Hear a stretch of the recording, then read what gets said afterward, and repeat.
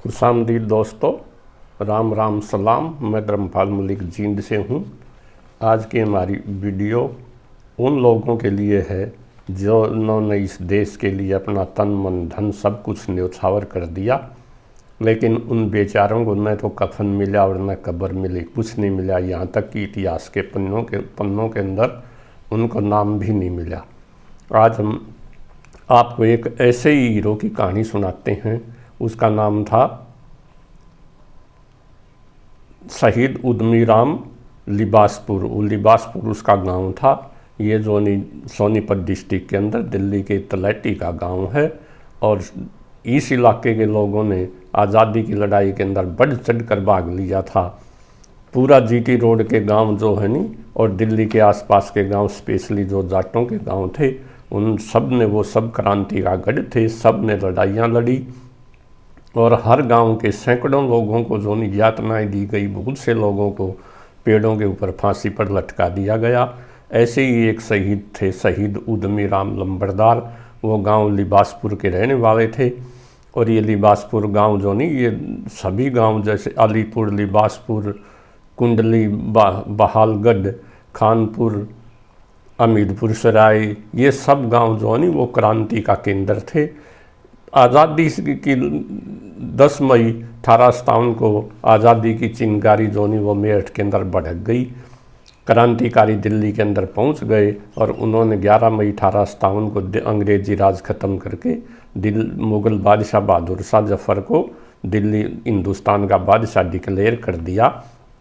लेकिन लंबरदार उद्यमीराम तो इतने समझदार थे, उन्होंने मई से पहले ही जो है अपनी खाप की पंचायत बुलाई थी और उसके अंदर ये फैसला किया था कि रेवेन्यू बहुत ज़्यादा है और इसने लोगों की कमर तोड़ दी है, इसलिए रेवेन्यू देना बंद कर दिया जाए। और ज़मीन का ही रेवेन्यू होता था। जब अंग्रेज़ सरकार को आमदनी नहीं होगी, कर्जे नहीं चलेंगे, तो वो अपने आप देश को छोड़कर चले जाएंगे और देश आज़ाद हो जाएगा। टोंक सरोवा खाप थी ये। लंबरदार उद्यमीराम का गोतवी सरोवा था और उसको पंचायत के अंदर जो 22-24 गांव की पंचायत थी, सर्वसम्मति से जो उद्यमीराम को खाप का प्रधान चुना गया, प्रेसिडेंट चुना गया। और गांव मुरथल के शहजाराम आंतिल को जो वाइस प्रेसिडेंट चुना गया। इसके अतिरिक्त 22 आदमियों की एक कमेटी बनाई गई जो इस बात का फैसला लेगी और लोगों को इस बात के लिए प्रोत्साहित करेगी को अंग्रेज़ों को रेवेन्यू ना दें। लेकिन इसी दौरान मेरठ के अंदर क्रांति हो गई और क्रांतिकारियों ने दिल्ली के ऊपर कब्जा कर लिया। दिल्ली से जब अंग्रेज़ भागने लगे तो उनका भागने का मेन रास्ता अम्बाला कैंट की तरफ जाने के लिए शेरशाह सूरी मार्ग या जीटी रोड था, जिसको ग्रांड ट्रंक रोड कहते हैं। और इसी के सारे गांव बादली, अलीपुर, लिबासपुर, बहालगढ़ और कुंडली, सब गांव क्रांति का केंद्र थे। इन गांव के युवकों ने उद्यमीराम की गाइडेंस के अंदर अंग्रेज़ों को पकड़ पकड़ के लूटना और मारना शुरू कर दिया। लेकिन इन क्रांतिकारियों का एक सिद्धांत भी था, वो औरतों और बच्चों के ऊपर हाथ नहीं उठाते थे। इसी प्रकार की इनकी टोली ने एक अंग्रेज़ अफसर का तो कत्ल कर दिया, लेकिन उसके साथ उसकी बीबी थी उसको छोड़ दिया। वह गांव बहालगढ़ पहुंच गई और वहाँ की एक ब्राह्मणी ने जो है नी उसको शरण दी। बाद में उस ब्राह्मणी को इनाम के तौर पर जो है नी काफ़ी ज़मीन भी इनाम में दी गई थी। इस ब्राह्मणी के घर से उस अंग्रेज़ लेडी को जो नी गाँव राठधना का सीताराम नाम का एक पंडित था और दूसरे अंग्रेज़ औरतों को वह पानीपत के कैंप के अंदर छोड़ के आया। और बाद में वो जो उद्यमीराम और उसकी टोली के विरुद्ध जो है नी जब केस लिया तो वह झूठा गवाह भी बना और उसको जो है नी उसकी गवाही के ऊपर ही उद्यमीराम को, उसके साथियों को जो नी वो सज़ा मिली, मौत की सज़ा दी गई। और जो नी सीताराम पंडित को गांव लिबासपुर की जागीर इनाम के रूप में दी गई। तो अब हम ये आते हैं कि उद्यमीराम लंबरदार जो नी वो कौन था। वो गांव लिबासपुर का रहने वाला था और जो है नी गांव का नंबरदार था और गांव सर्वखाप का नेता था और जो नी उस इलाके के अंदर वो जानी पहचानी हस्ती था। इसी प्रकार से जोनी क्रांतिकारियों ने जोनी लोग जोनी बड़े दुखी थे रेवेन्यू से। जब तहसीलदार जो था सोनीपत का रेंड फजल हसन खान, उसने लोगों से रेवेन्यू इकट्ठा करने की कोशिश की, क्रांति को दबाने की कोशिश की तो क्रांतिकारियों ने उसको पकड़ के सरेआम गंज बाजार सोनीपत के अंदर जोनी सूले के ऊपर लटका दिया था। ऐसे थे क्रांतिकारी। इन क्रांतिकारियों का मेन काम था अंग्रेज दिल्ली से भागते हुए अंग्रेज़ों का रास्ता रोकना और दिल्ली जाने के लिए अंग्रेज सेना का रास्ता रोकना। और इन्होंने गुरिल्ला युद्ध लड़के बखूबी इस काम को किया और मई और जून 2 महीने तक रास्ते को रोके रहे। लेकिन आम आदमी जेली लेठी और गंडासों से कब तक तोपों का सामना करते, इसलिए हडसन जो अंग्रेज ऑफिसर था वो इस इलाके के अंदर सेना लेकर आया। उसने हर एक गाँव के ऊपर अटैक किया और जो है नी गांव के युवकों को का कत्ल किया और लोगों को जोनी गांव के चौधरियों को पेड़ों के ऊपर फांसी पर लटका दिया। क्योंकि इनमें से अधिकतर गांव जाटों के गांव थे और जाटों की ये फितरत होती है, वो दुश्मन को अपने पास से नहीं जाने देते, या तो दुश्मन के गोडे तोड़ देते हैं या खुद के गोडे तोड़वा लेते हैं। तो इस प्रकार हर गांव के अंदर जोनी अंग्रेज़ों का सामना हुआ। इसी तरह से हडसन एक दिन सेना लेकर के गांव लिबासपुर को भी उसने सूर्य निकलने से पहले ही घेर लिया। लेकिन लंबरदार उद्यमी राम और उसकी टोली जो नहीं वो भूमिगत हो गई, वो अंडरग्राउंड हो गई, निकल गई। गांव के ऊपर काफ़ी ज्यादती की गई। उद्यमी राम के पिताजी को भी काफ़ी यातनाएं दी गई। तो इस पर उद्यमी राम ने जो नहीं वो आत्मसमर्पण कर दिया। उसको, उसकी पत्नी को, साथियों को पकड़ करके राई जो नहीं कैनाल रेस्ट हाउस के अंदर ले जाया गया। उसके साथ उसकी पत्नी को भी पकड़ा गया। उसकी पत्नी भी क्रांतिकारी थी जिसका नाम रतनबाई था। वहाँ पर झूठा मूठा केस लाकर कोर्ट मार्शल करके उद्यमी राम को और उसकी पत्नी को मौत की सज़ा दे दी गई। और कनाल रेस्ट हाउस राइस के अंदर ही पीपल के पेड़ के ऊपर उद्यमी राम की पत्नी रतनबाई को और उद्यमी राम को जो नहीं हाथों और शरीर में कीले ठोक कर पीपल के पेड़ के ऊपर ईसा मसीह की तरह से लटका दिया गया। जब उन्होंने खाना मांगा तो उनको खाने को कोड़े दिए गए, पानी की जगह जो नहीं पेशाब पिलाया गया। कुछ दिनों के बाद, 5-4 दिनों के बाद रतनबाई की तो जो नहीं वो तो शहीद हो गई। लेकिन उद्यमी राम बड़ा ताकतवर था, वो 35 दिन तक जो नहीं वो तड़फता रहा और 35वें दिन जो नहीं वो शहीद हो गया। वो इस फानी दुनिया से कूच कर गया। और उस दिन जो नहीं 27 जून और 1858 का दिन था जिस दिन उद्यमी राम जी शहीद हुए। ये उद्यमी राम जी के जो नहीं वो उद्यमी राम जी की टीम के अनेक सदस्य थे। उद्यमी राम की टीम के अंदर सदस्यों में मुख्य रूप से था दौलता उर्फ दौलत राम। वो गांव मदीना का रहने वाला था, वो भी बहुत बड़ा क्रांतिकारी था। और उसके नज़दीक के गांव कुंडली के जसराम और रामजस भी थे।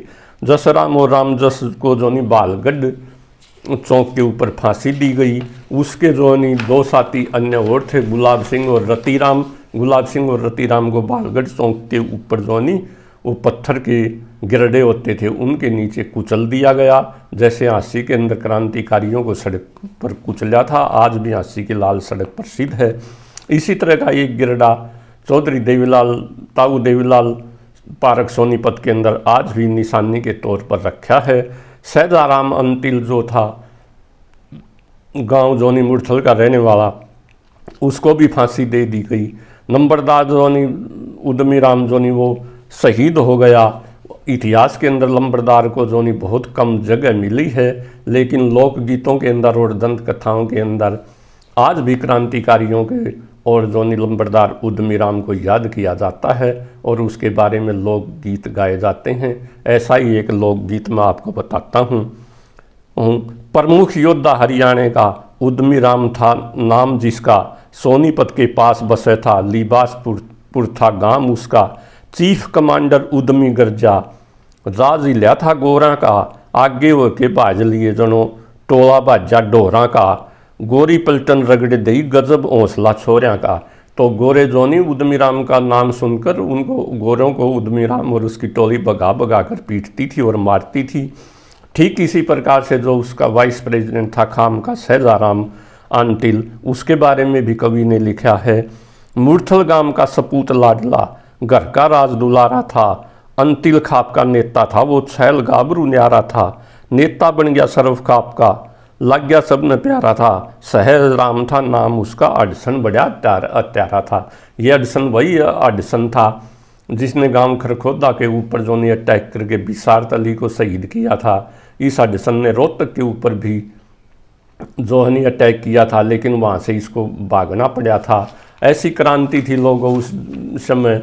हिसार के डीसी का कत्ल कर दिया गया था, वेडरमन का, उसकी बीबी का, बच्चों का। हिसार के थानेदार जो हिसार का थॉम्पसन तहसीलदार था, उसने थाने में शरण ले ली थी, लेकिन छत को पाड़ कर भी हिसार के क्रांतिकारियों ने उसका कत्ल किया था। इस डीसी रोहतक को जो है वो लोच डीसी था, उसको भाग करके वो दिल्ली तक पैदल गया और गर्मी से अंधा हो गया।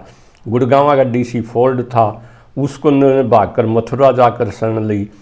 और जो अलवर के राजा ने जो नहीं वो अंग्रेज़ों का साथ दिया था, लेकिन मेव क्रांतिकारियों ने जब उसकी सेना जो है नी अंग्रेज़ों की मदद के लिए मथुरा जा रही थी, दोहा नामक गांव के स्थान पर उसकी पूरी सेना को कत्ल कर दिया और घोड़ों को लूट लिया। इससे अलवर का राजा जो था वो हार्ट अटैक से 50 वर्ष की उम्र में उसकी मृत्यु हो गई।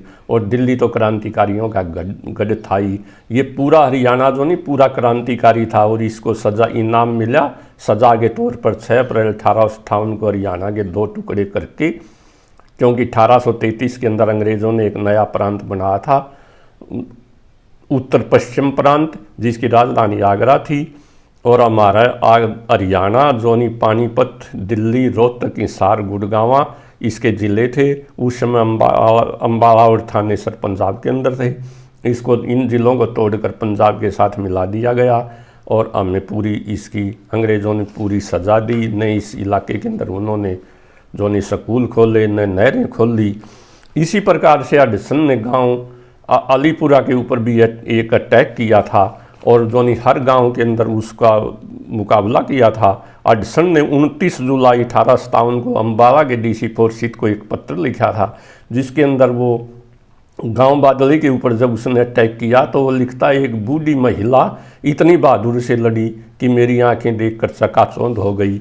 तो इससे ये सिद्ध होता है हरियाणा की जो नहीं औरत, बच्चे, बूढ़े सब ने क्रांति के अंदर भाग लिया था। इसी प्रकार एक अंग्रेज ऑफिसर मेटकाफ था, काना था वो, उसने जो नहीं अलीपुर के ऊपर अटैक किया था 20 सितंबर 1857 के बाद, जब दिल्ली के अंदर अंग्रेज़ों की दोबारा हुकूमत हो गई थी। वह गांव के 70-75 आदमियों को पकड़कर लाल किले में ले गया और वहाँ पर उनको फांसी दे दी गई। ये पूरा इलाका जो है नी दिल्ली से लेकर और पानीपत तक शायद ही किसी गांव को बख्शा गया हो। और इनका हीरो था उद्यमी राम। भाइयों, हमें अपने क्रांतिकारियों को याद रखना चाहिए। ये एक छोटा सा प्रयास था, इसके ऊपर बहुत ज़्यादा रिसर्च करने की ज़रूरत है। और मुझे आशा है आने वाले लड़के, जवान लड़के, हम तो अब बूढ़े हो गए, इस काम को, रिसर्च को आगे बढ़ाएंगे। भाइयों, जय हरियाणा, जय हरियाणवी, जय हिंद।